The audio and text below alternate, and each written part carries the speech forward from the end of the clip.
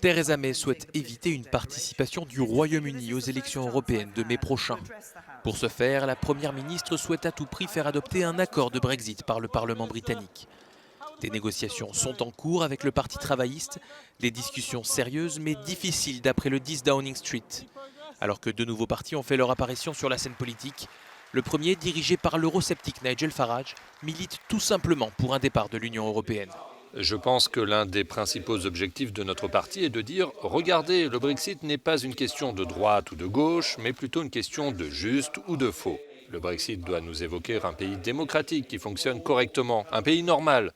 Nous allons à la chasse aux voix des travaillistes, nous allons récolter leur vote. » Face à lui, le parti Change UK a recruté dans les rangs travaillistes et conservateurs et milite pour l'annulation du Brexit, pour rester dans l'Union européenne.